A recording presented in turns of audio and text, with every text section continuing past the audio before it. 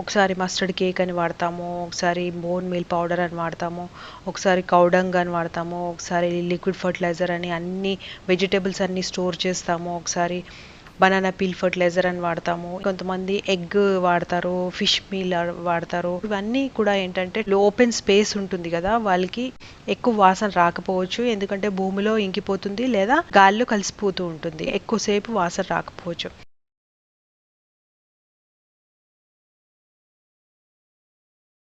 కానీ చిన్న చిన్న బాల్కనీస్ ఉన్నాయనుకోండి, ఇలాంటివన్నీ వేస్తే ఏమవుతుందంటే వాసన ఎక్కువ వచ్చేస్తుంది అనమాట. సో ఇలాంటి వాళ్ళకి ఒక చిన్న ఫర్టిలైజర్, చాలా మంచి ఫర్టిలైజర్, ఉన్న ఫర్టిలైజర్స్ అన్నీ కూడా దాంట్లోనే ఉంటాయి అనమాట.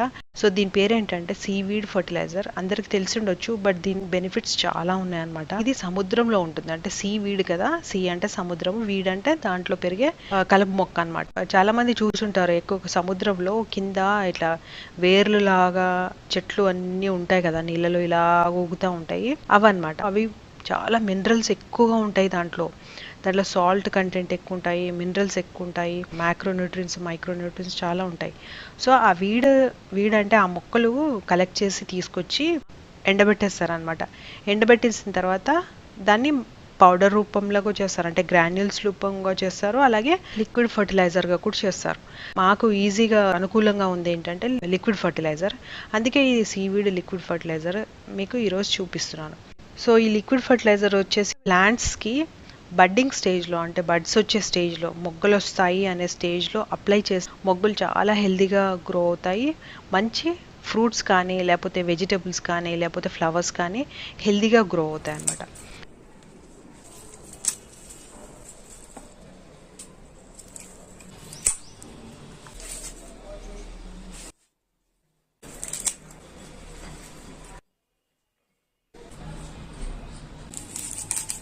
అలాగే ఫ్రూట్స్కి ఏంటంటే షెల్ఫ్ లైఫ్ ఎక్కువ ఉంటుంది, అంటే మనం కట్ చేసిన తర్వాత కూడా తొందరగా పాడైపోవు అనమాట, అంటే ఎక్కువ రోజులు బాగుంటుంది, ఫ్రెష్గా ఉంటుంది అనమాట.